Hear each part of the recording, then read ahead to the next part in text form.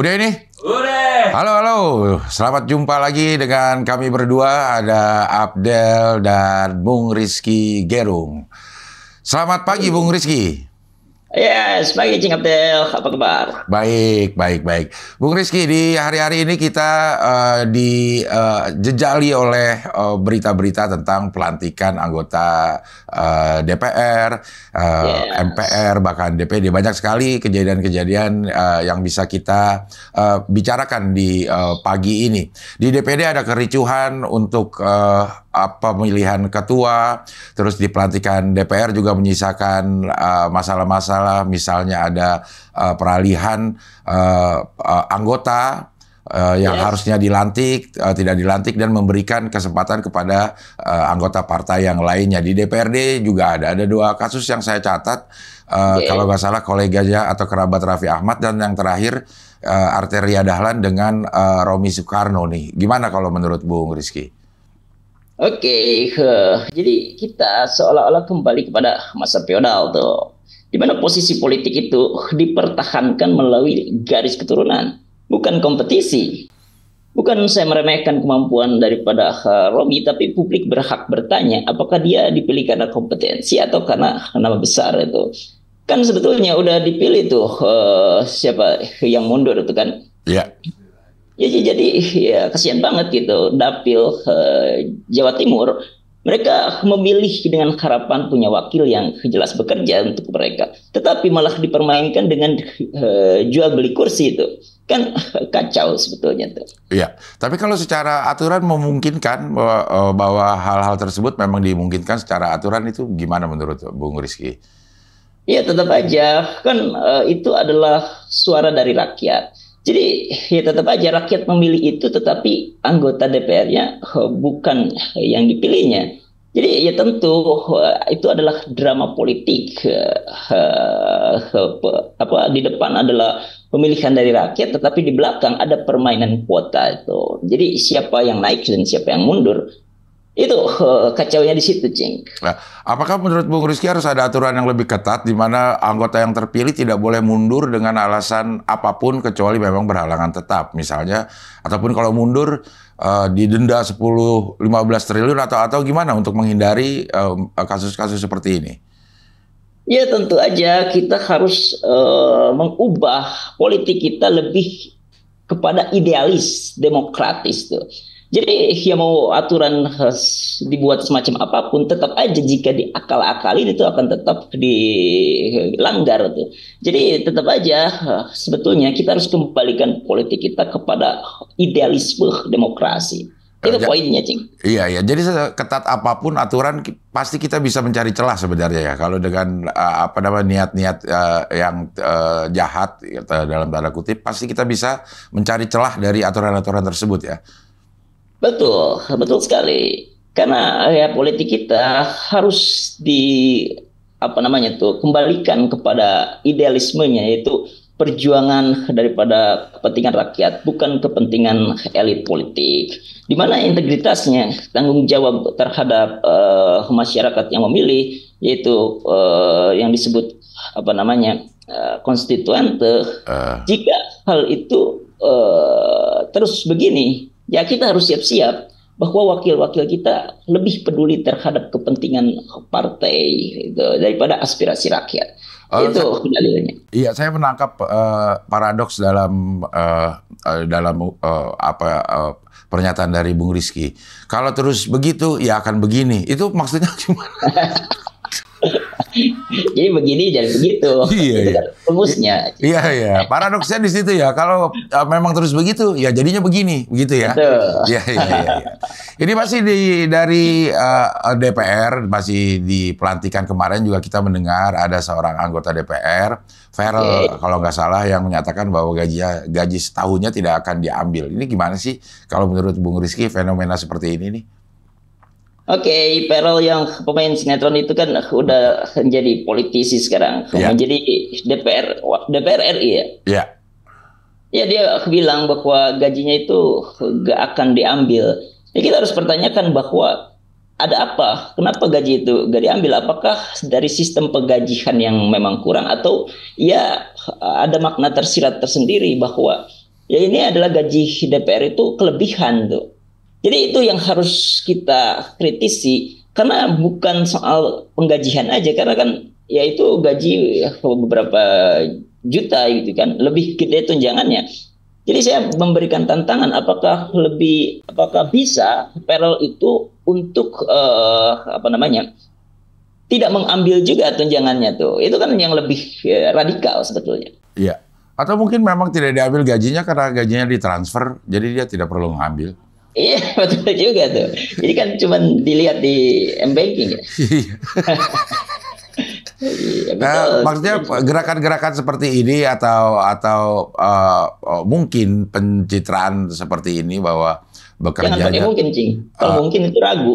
Iya, pencitraan seperti ini. Apakah itu masih perlu untuk situasi kita akhir-akhir ini, Bung Rizky? Ya tentu pencitraan itu boleh-boleh aja dan perlu-perlu aja. Tetapi di balik pencitraan tersebut harus ada substansi yang dikeluarkan terhadap masyarakat kita tuh. Apa substansi dari tidak menerima gaji itu kan tidak diterangkan. Jadi ya kita menganalisis sendiri daripada keterangan tersebut. Itu kan bebas aja ketika kita analisis. Ya. Itu memang hak dari setiap anggota DPR untuk mendapat gaji. Mungkin ada beberapa yang menganggap bahwa hak memang tidak perlu diambil. Tapi memang agak aneh sih kelihatannya kalau ada orang yang bekerja tapi tidak mengambil gajinya. Apakah mungkin ada orang yang setulus itu, Bung Rizky? Ya ada juga sih, Rocky Gerung juga tidak mengambil gaji itu. Karena ia ada keterangannya, kalau gaji itu tidak sesuai dengan apa yang ia ajarkan. Yang ia ajarkan itu lebih mahal lagi, itu poinnya tuh. Ya, ada aja sebetulnya. Cuman harus ada substansi keterangan di situ. Oh ya. Baik, Bung Rizky, ini masih di seputaran pelantikan DPR kemarin. Ini ada hal yang unik, ada seorang anggota DPR terpilih akan dilantik menggunakan kostum Ultraman. Gimik yang cukup menarik perhatian ini. Gimana menurut Bung Rizky? Oke, ini sebetulnya adalah puncak dari teatrikal politik kita tuh. Di mana simbol itu menjadi lebih penting daripada substansi. Seperti yang sering saya ucapkan itu. Kan Ultraman itu kata dia di dalam keterangannya adalah simbol dari pembasmi kejahatan tuh.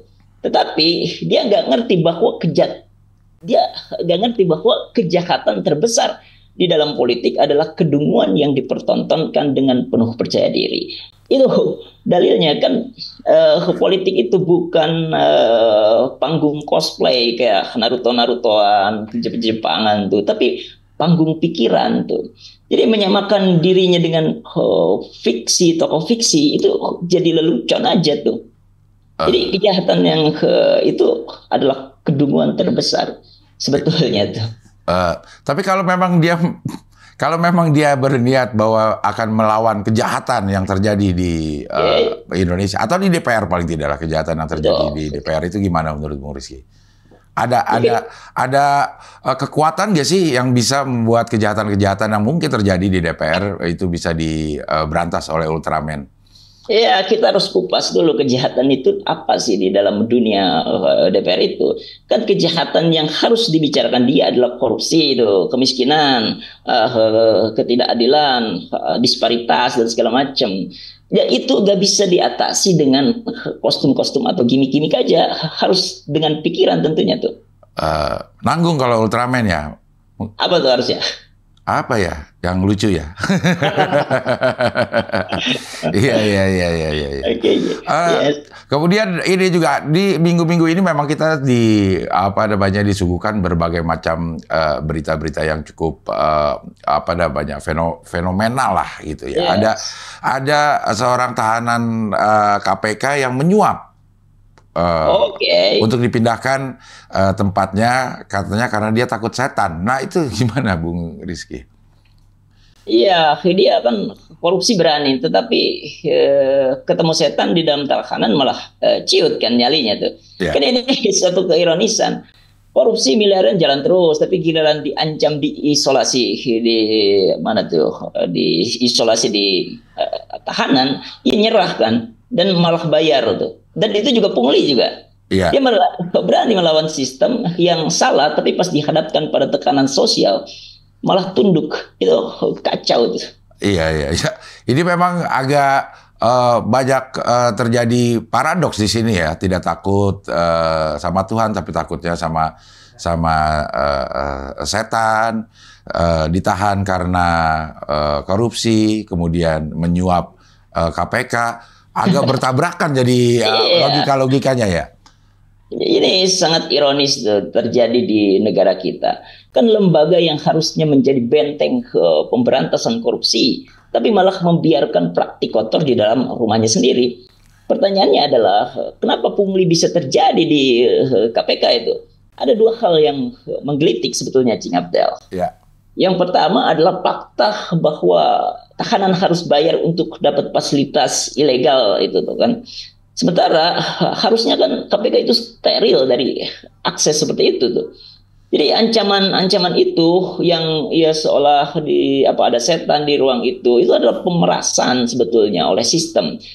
Jadi jika kita melawan sistem, kita dihukum dalam hal itu. Dalam hal itu adalah isolasi tadi tuh. Iya. Jadi iya. ada semacam ketakutan dan ketidakberdayaan, atau bahkan ketakutan akan kehilangan hak-hak dasar dan dalam tahanan. Itu poin-poinnya tuh yang saya ucapkan, Dok. Iya, iya, iya.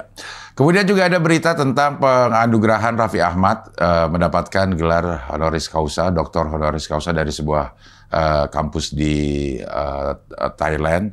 Dan kemudian banyak netizen yang melakukan investigasi sendiri. Bahkan sampai ada netizen Indonesia yang mencoba mencari kampus tersebut di Thailand. Juga ada yang di Bekasi, juga ada yang mencari kampusnya dengan alamat yang tertera di websitenya masing-masing. Bahkan kita lihat kalau di websitenya ada di Rusia, ada di Amerika kalau nggak salah. Ini gimana fenomena ini menurut Bung Rizky? Ya, itu kampus goib ya. Saya baca di kolom komentar itu bisa diisi pakai Google Form juga. Gitu. Betul. Ya, tapi kita harus analisis menggunakan hermeneutic of suspicion. Itu ada di dalam metode berpikir adalah tentang tanda-tanda yang harus dicurigai itu.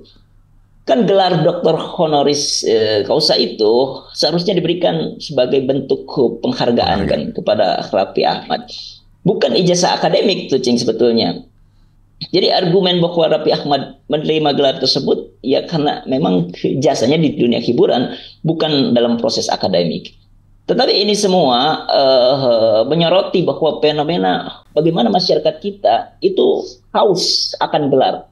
Ada semacam obsesi terhadap titel tuh. Seolah-olah gelar itu menjadi simbol status yang lebih penting daripada proses pembelajaran dan penguasaan ilmu itu sendiri tuh. Ya, kalau memang ini semua diberikan oleh lembaga resmi, lembaga yang kredibel, yang kita bisa tahu keberadaannya, kita bisa tahu apa konditenya, mungkin tidak menjadi masalah karena kita juga merasakan atau paling tidak kita tahu lah sepak terjang Raffi Ahmad di dunia hiburan seperti apa. Gimana menurut Bung Rizky? Ya, betul sekali.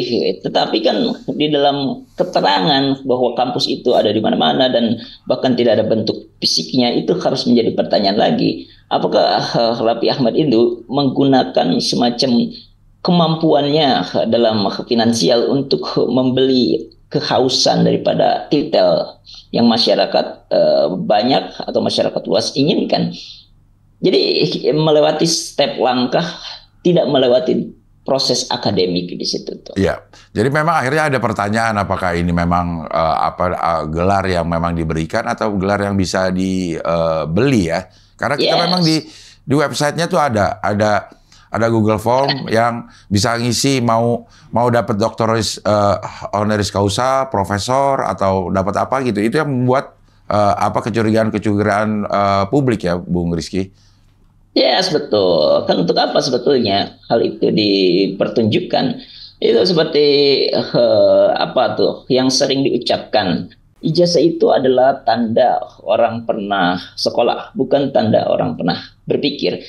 Nah, kalau kasus ini berarti kalau ada kasus ijazah itu bisa dibikin atau dipesan. Ya, dipesan. Ya. Berarti nggak ada proses sekolah, nggak ada proses berpikir juga. Kan itu lebih kacau sebetulnya tuh. Iya, iya, iya. Oke, Bung Rizky, kita beralih ke filosofi ringan tentang hal-hal yang terjadi di masyarakat kita. Saya ingin bertanya gimana sih sebenarnya menanggapi atau reaksi kita seharusnya kalau pada saat kita mengajak pasangan kita pergi makan, pergi jalan, dan jawabannya selalu terserah. Nah itu gimana sih sebenarnya reaksi kita yang paling pas, dan kenapa orang-orang itu atau pasangan kita itu lebih cenderung menyerahkan keputusan-keputusannya ke kita gitu, gimana? Yes, itu adalah tanda daripada kemalasan intelektual sebetulnya, Cing. Ya, bagaimana bisa menginginkan sesuatu tapi tidak punya tujuan atau pendirian? Kan kata terserah itu harus Cing jelaskan aja, adalah ketidakmampuan untuk menentukan arah hidup tuh. Arah jalan-jalan juga nggak bisa tentukan, apalagi arah hidup. Jadi ya silakan aja sebetulnya kita diskusi. Kita bahas substansi, pergi ke tempat mana, apa nilainya, apa maknanya buat kita tuh. Karena kalau hidup cuma diisi dengan terserah, kita nggak akan pernah sampai ke mana-mana tuh. Dan kebanyakan juga mengikuti keputusan kita sebagai laki-laki kan. Nah itu namanya otoritarianisme tuh dalam hubungan. Kan keputusan itu nggak soal jenis kelamin, tetapi soal kedewasaan dalam berpikir. Jadi bisa jadi kita yang dipaksa untuk menentukan arah, bisa jadi kita yang memaksa untuk menentukan arah. Kan itu adalah bentuk otoritarianisme. Itu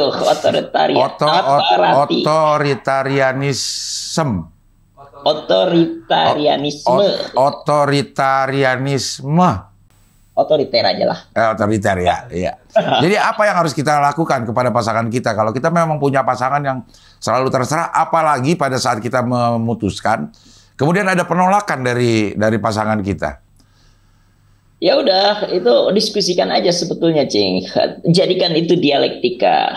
Kan ia menawarkan mungkin, ya udah kesini aja. Ya, itu wajar aja kalau ada penolakan-penolakan. Jadi terjadi semacam dialektika. Nah disitulah akan surplus keharmonisan sebetulnya. Jadi kita paham apa yang diinginkan kita dan apa yang diinginkan oleh pasangan kita. Iya. Itu dalilnya kan. Iya. Memang surplus keharmonisan ini sangat kita butuhkan. Ya.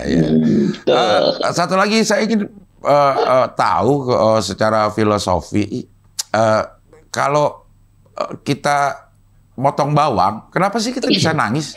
Padahal tidak sesuatu yang sedih atau tidak terlalu perih-perih banget juga, tapi kenapa ya? Oke, nah itu adalah salah satu misteri sederhana dalam kehidupan, kucing. Jadi mengiris bawang itu seperti membuka realitas tersembunyi. Kita pikir cuma bawang yang kita hadapi kan saat memotong itu, tapi saat diiris ternyata ada gas keluar itu di dalam bawang itu. Ada kimia-kimianya. Jadi kena mata kita dan kita nangis tuh. Ya sebetulnya mirip aja sama Indonesia. Kita melihat permukaan sepertinya baik-baik aja kan. Pembangunan, janji-janji politik, angka-angka ekonomi, survei yang bagus tentang presiden kita. Tapi begitu kita iris, analoginya lebih dalam, realitas sebenarnya terkuak tuh. Itu filosofisnya. Iya. Jadi itu yang bikin nangis. Di dalamnya itu yang justru membuat kita nangis. Walaupun di permukaan sepertinya biasa-biasa saja gitu. Yes, itu yang bikin kita nangis. Kita bisa melihat kalau di bawang itu ada gas. Tetapi kalau di Indonesia ada realitas. Berak. Tapi ngomong masalah berak ini ya. Kenapa ya kita cenderung selalu mungkin apakah ini yang terjadi sama saya atau orang-orang lain juga melakukannya pada saat kita berak, itu kayaknya tempat yang paling pas untuk kita berimajinasi, untuk kita menyusun cita-cita, menyusun harapan atau mencari penyelesaian masalah yang kita hadapi gitu. Kenapa justru di tempat itu yang paling fokus? Ya, tadi kan Cing Abdel ada kebingungan dulu tuh. Apakah Cing Abdel doang atau semua orang merasakan seperti itu? Ya survei aja ke lembaga survei. Kalau berak itu imajinasi gitu kan. Iya. Iya, Cing. Jadi ya tentulah ya kita survei berdua juga kan merasakan ada imajinasi itu kan. Iya. Jadi itu adalah tempat sunyi dari kebebasan. Jadi kesunyian dan imajinasi kita liar, ya itu kan menandakan daripada kebebasan tuh. Nah di sana adalah ruang yang tidak ada gangguan. Kita akhirnya berhenti sejenak dalam kebisingan dunia tuh. Lalu imajinasi mulai bermain, pikiran bebas dari segala macam tuntutan sosial tuh. Ya, jadi tidak ada yang menuntut kita berpikir untuk cerdas atau logis kalau di WC kan. Nggak dites itu kan. Kalau berak itu. Terserah aja ya. Terserah aja. Cing mau masukin fesesnya ke apa namanya tuh. Kemana aja bebas. Ya nggak ada yang ngelarang karena kita sendiri di situ. Jadi ada semacam kebebasan di situ. Nah itulah ide-ide liar, solusi masalah. Bahkan fantasi absurd ada di situ. Iya. Jadi justru kesendirian atau kesunyian itu bisa memantik kita berpikir lebih kreatif atau lebih imajinatif.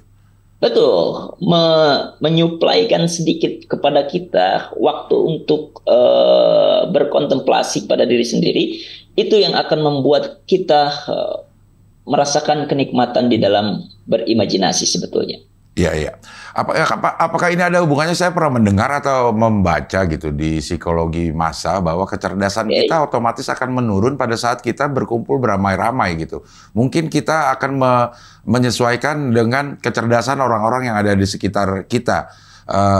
Berbanding terbalik pada saat kita sendiri, kita bisa secara optimal menggunakan mungkin kecerdasan intelektual kita, kecerdasan spiritual kita itu bisa keluar lebih maksimal pada saat kita sendiri.